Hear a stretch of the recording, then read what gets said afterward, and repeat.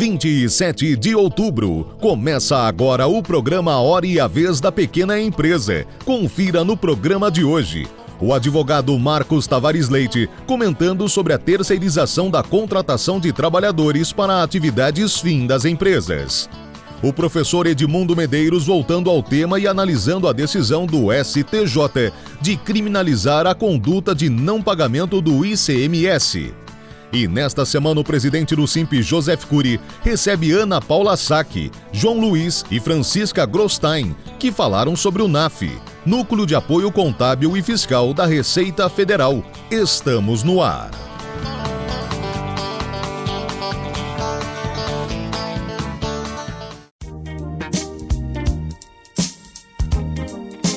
Simp, 30 anos ao lado da micro e pequena indústria. Falando hoje sobre as questões trabalhistas, a reforma trabalhista, apesar de muita resistência, parece que efetivamente veio e está surtindo seus efeitos. Em decisão recente, o Supremo Tribunal Federal, inclusive, aproveitando todas essas questões, julgou a terceirização da atividade fim das empresas, até então muito restrita e combatida. Muitas empresas, inclusive, chegaram a elaborar termos de ajustamento de conduta com o Ministério Público do Trabalho, proibindo a utilização, ou melhor, proibindo a terceirização da atividade fim da empresa. Com a alteração dessa jurisprudência e até mesmo da legislação trabalhista, falando aqui da terceirização, mas isso vale para outras alterações também que possam ter ocorrido em matéria trabalhista e que estejam restritas por conta de termos de ajustamento de conduta com o Ministério Público do Trabalho, as empresas têm o direito de buscar, não é uma obrigação, mas é um direito de buscar a revisão desses termos de ajustamento de conduta justamente para se adequar à nova jurisprudência e também à nova legislação. Essa questão vale para todos, tanto o tomador de serviço como para o prestador de serviço. E o prestador de serviço pode, inclusive, auxiliar aquele seu potencial cliente, justamente orientando para uma revisão do termo de ajustamento de conduta que permita a terceirização. Porém, para aquele que vai contratar uma empresa terceirizada, muitos cuidados também devem ser adotados. Porque o tomador de serviço, aquele que contrata a terceirizada, ele tem uma responsabilidade subsidiária em relação às obrigações trabalhistas. Ou seja, aquilo que a terceirizada não pagar, o tomador de serviço terá que arcar em matéria trabalhista, inclusive em matéria fiscal muitas vezes. Portanto, deve ser previsto nos contratos e até um direito desse tomador de serviço ver a atividade da empresa, se fundo de garantia está sendo recolhido corretamente, se as obrigações trabalhistas estão sendo pagas corretamente, todos os salários pagos, teria o direito até de visitar, desde que previsto contratualmente, as instalações desse prestador de serviço terceirizado. Essas cautelas são essenciais para que realmente a legislação funcione, todos continuem formais, a contratação se dê de forma segura e, como já sempre colocamos, cada um pague o que é devido e receba o que é devido, com segurança e justiça para todos. É a forma de gerar emprego, renda, atividade formal, empreendedorismo, fundamentais para girar toda a economia do país.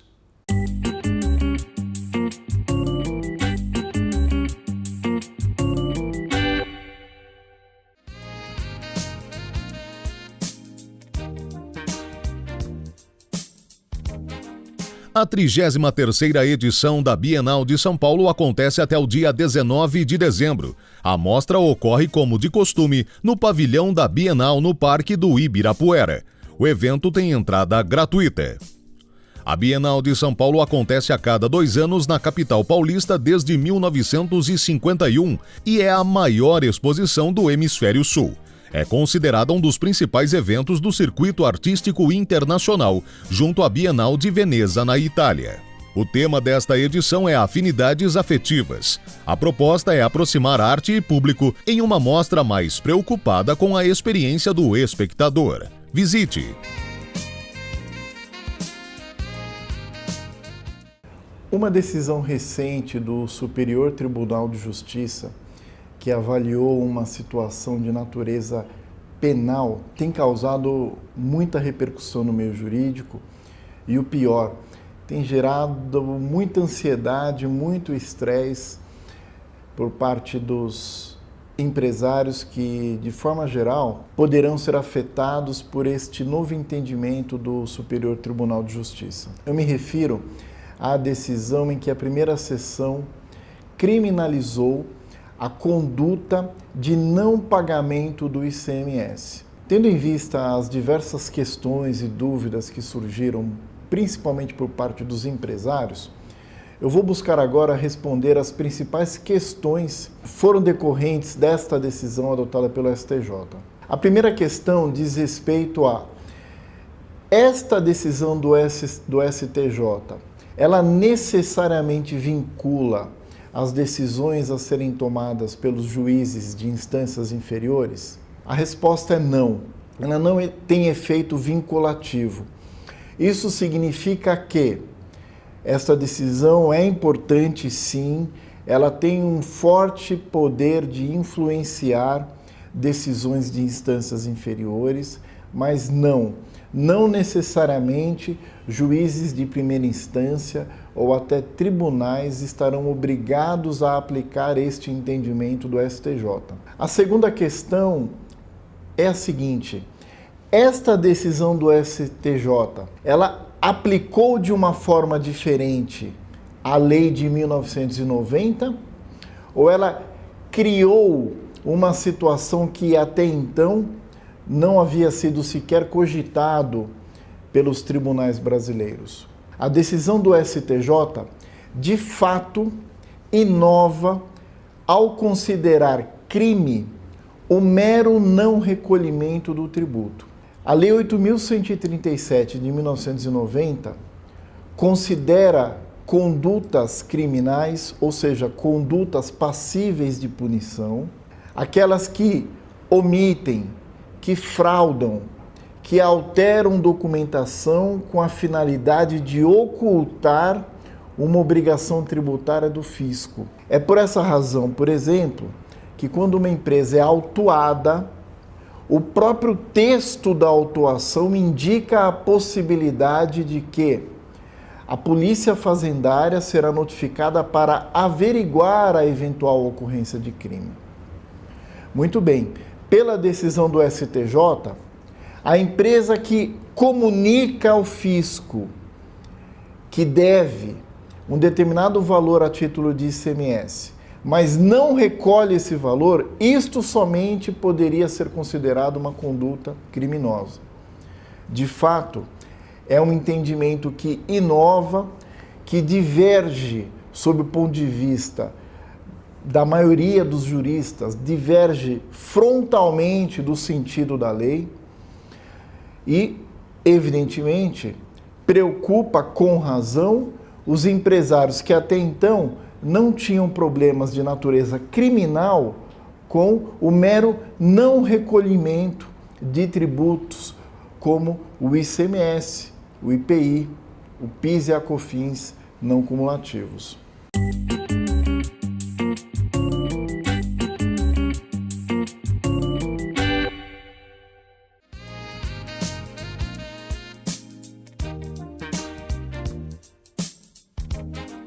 O já tradicional Festival do Pescado e Frutos do Mar do CEAGESP vai até o dia 16 de dezembro. Camarões assados servidos no espeto e a paella gigante são as marcas registradas do evento gastronômico.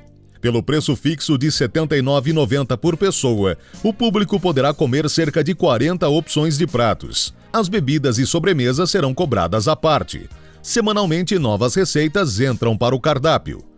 O CEAGESP fica localizado na Avenida Doutor Gastão Vidigal, número 1946. Visite!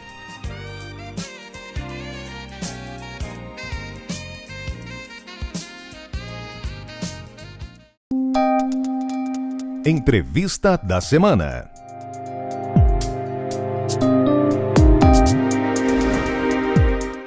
Hoje o nosso programa prestará um serviço a toda a sociedade, todo o território nacional, para você saber muito mais a respeito do NAF, da Receita Federal, tanto na área de contábeis como de comércio exterior. Os nossos convidados de hoje são Ana Paula Sack, que é gerente da Receita Federal do Brasil, João Luiz, que é líder do NAF Contábeis do Mackenzie, e Francisca Groenstein, líder do NAF Comércio Exterior Mackenzie. É um prazer tê-los conosco. Prazer. O que vem a ser o NAF? O NAF, ele é uma iniciativa da Receita Federal, onde, junto com instituições de ensino, via de regra, com curso de comércio exterior ou ciências contábeis, os alunos são capacitados pela Receita Federal e coordenados por um professor para atenderem de forma gratuita a população com menor poder aquisitivo. Quando surgiu? Ele surge em 2011 de uma necessidade da Receita Federal por conta das pessoas que vão até nas nossas unidades de atendimento e que nós explicamos, esclarecemos o que elas precisam fazer com as suas obrigações tributárias acessórias ou principais, mas que nós sabemos que ao deixar nossa unidade de atendimento sozinhas, elas não vão conseguir resolver suas pendências. E também sabemos que ela não pode procurar um escritório de contabilidade porque elas não podem pagar por um serviço de um profissional. Então ele vem para suprir essa lacuna dessa camada da população que ela não busca um escritório de contabilidade porque ela não pode e ela não consegue sozinha resolver suas pendências com a Receita Federal. Ou seja, esses são aqueles que podem utilizar o NAF. Isso. Essas pessoas são pessoas físicas. O limite para ela ser considerada NAF depende do coordenador pela instituição de ensino, que também varia de acordo com a localização geográfica dessa universidade. E aí, em cada região, cada um desses coordenadores estabelece até qual limite uma pessoa física pode usufruir dos serviços de um NAF. Nós temos também as entidades sem fins lucrativos, também depende do porte para ela ser atendida em um NAF, e o MEI, que é o nosso maior motivo de estar aqui hoje, que é o microempreendedor individual. Os escritórios de contabilidade optantes pelo Simples Nacional, eles, por lei, eles precisam fazer a inscrição do MEI e a primeira obrigação tributária acessória de forma gratuita. Então, para eles, é interessante existir o NAF e eles nos encaminham os MEIs que os procuram. Onde está presente o NAF? NAF hoje já está presente em todo o Brasil. Nós já temos 325 núcleos formalizados em todos os estados brasileiros. Aqui na cidade de São Paulo, nós já temos 23 núcleos, no estado de São Paulo, 79, e assim vai. Aí vem Minas Gerais com mais de 50, Rio Grande do Sul com mais de 30, que aí é a ordem de classificação dos estados. E também, com o apoio da União Europeia, nós da Receita Federal fornecemos uma assistência técnica para outros países da América Latina que se interessam pelo NAF. Já são mais de 200 núcleos em 11 países da América Latina, todos eles baseados no exemplo da Receita Federal do Brasil. Ou seja, o Brasil exportando tecnologia para outros países. Isso. Que bom. Quais são os quesitos para uma faculdade se credenciar no NAF? Para uma faculdade formalizar essa parceria com a Receita Federal, é necessário que ela assine com a nossa autoridade local um acordo de cooperação. Para conhecer mais sobre o projeto, ela pode procurar no nosso site, né, que está aparecendo aqui na tela, clica do lado esquerdo em Educação Fiscal, novamente no lado esquerdo em NAF, e aí abrirá a página do NAF na internet da Receita Federal. Ali há um referencial com esclarecimentos do passo a passo para a universidade poder formalizar uma parceria com o NAF. Há também videoaulas sobre esse assunto. Há 100 perguntas respondidas já das perguntas mais frequentes que nós recebemos do NAF. E há uma estrutura na Receita Federal com mais de 100 servidores que se dedicam ao NAF. Então nós temos uma equipe nacional que é composta pelo Eduardo Caimbro e por mim. Nós temos uma equipe regional com um representante NAF em cada uma das 10 regiões fiscais que a Receita federal é dividida, e temos um representante NAF em cada uma das nossas delegacias e em algumas alfândegas por conta do comércio, do NAF em comércio exterior. Aí o que a gente recomenda é que essa instituição de ensino procure o representante NAF da delegacia da sua jurisdição. Nesta mesma página, o contribuinte interessado em um serviço do NAF pode acessar quais são os NAFs existentes no Brasil, horário de atendimento, dias da semana em que o serviço é prestado e quais serviços são oferecidos em cada um dos NAF já existentes no país. Bom, agora eu vou falar um pouquinho do NAF contábil. Como é que ele funciona? O NAF Contábeis do Mackenzie, ele funciona num espaço, né, que é a Faculdade de Ensino, que fica na Rua Maria Antônia, né? Tem um endereço aí já disponível para as pessoas verem, né? E o telefone também é? E o telefone também. O NAF, ele proporciona, primeiro, para os alunos da universidade, né, uma grande oportunidade de eles praticarem, né, o que eles aprenderam na teoria em relação à questão fiscal e tributária, né? E também o atendimento àquele contribuinte de baixa renda, né, que não tem condições, como a Ana Paula falou, né, de pagar um serviço de contador, né? Que é gratuito. Que é totalmente gratuito o serviço do NAF, e a gente atende lá, né, e com essa, pra gente a grande vantagem é essa, né, de que o aluno pratique esse atendimento. E né? para poder ser atendido, precisa ser agendado. Sim, como aparece o telefone aí na tela, né, ele precisa ligar no NAF, num desses dois telefones, e ele vai agendar um dia para ser atendido. E aí o serviço é prestado e tem uma abrangência grande. Olha, nós atendemos dentro da lista de serviços da Receita Federal praticamente quase todos, né? Tem alguns que a gente não presta por algumas questões burocráticas internas, mas a grande maioria nós fazemos, né? Que o grande volume de atendimento que nós temos é imposto de renda pessoa física, né? Então a pessoa às vezes, num determinado mês do ano, teve o imposto retido na fonte. Ela nem sabe o que é isso. Ela acaba sendo obrigada a integrar a declaração e ela não apresentou isso. E aí ela começa a ter problema, por exemplo, num banco, que ela vai abrir uma conta corrente e tal, e aparece uma pendência na Receita, e aí ela nos procura, né? Ou ela vai na Receita e depois acaba nos procurando porque ela não tem muita ideia do que fazer. E aí O serviço é para as pessoas que não detêm informação, que não têm condição financeira de contratar um profissional, Exatamente. mas que quer se regularizar e andar dentro da legalidade. E um grande volume que a gente tem agora, que está surgindo bastante, agora que está quase que empatando com o imposto de renda pessoa física, são os MEIs. Sim, né? sem dúvida. E está tendo muita procura de MEI hoje, porque quando surgiu a questão do MEI, eu acho que uns 4, 5 anos atrás, muitas pessoas abriram o MEI e começaram a trabalhar, né, com o MEI. E simplesmente abriram e começaram a trabalhar, como eu disse, mas não tinham a menor ideia de obrigação fiscal que eles tinham. E então, aí ele pode ir ao NAF, é um serviço sim, gratuito e ele é orientado por exemplo, na parte né, contábil. por exemplo, ele, nos últimos 5 anos ele nunca entregou uma declaração de imposto de renda. Porque o MEI não deixa de ser uma empresa, tem um CNPJ. Sem dúvida. E ele tem uma declaração de imposto de renda desse CNPJ. Né? Então ele não entrega nem do CNPJ e muitas vezes nem a dele pessoal. Né? Às vezes nem a dele pessoal não precisa, mas o MEI é obrigatório ele entregar todo ano a declaração de imposto de renda. Então nós temos uma procura muito grande hoje, principalmente para regularizar essas declarações pendentes de anos anteriores, né? E orientar a pessoa de como ela tem que proceder, porque ela pode fazer tudo isso via internet, né, na verdade. Que bom. Agora, me parece que existe uma novidade no NAF, no Mackenzie, que é comércio exterior. Exatamente. Então, como funciona?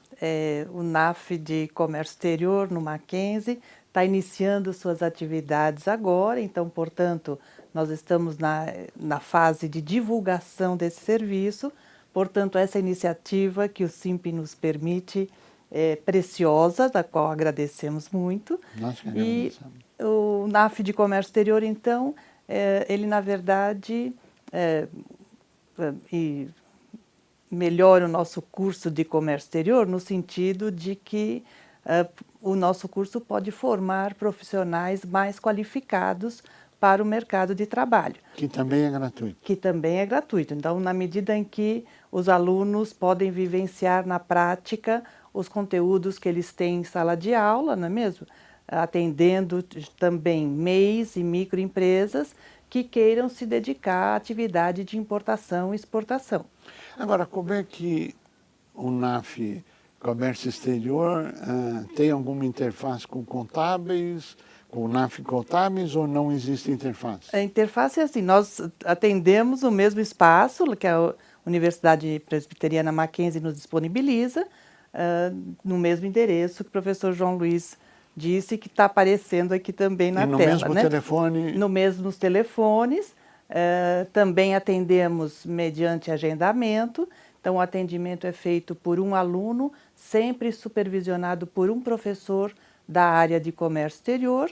E os nossos dias de atendimento são de terça a sexta-feira, das 14 às 17 horas. Nós queremos agradecer muito a Ana Paula Sack, da Receita Federal do Brasil, ao João Luiz, líder do NAF Contábeis, e a Francisca Groenstein, do Comércio Exterior, os últimos dois do Mackenzie, e em especial a você que esteve conosco.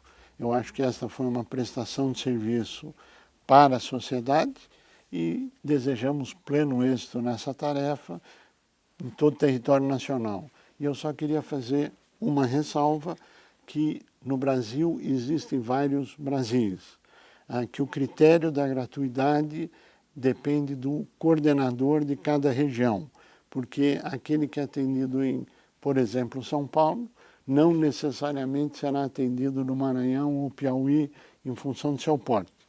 Está correto? Correto. Agradecemos muito e desejamos pleno êxito. Então, você que esteve conosco, o nosso mais profundo agradecimento, com a certeza que estaremos juntos na semana que vem. Até lá!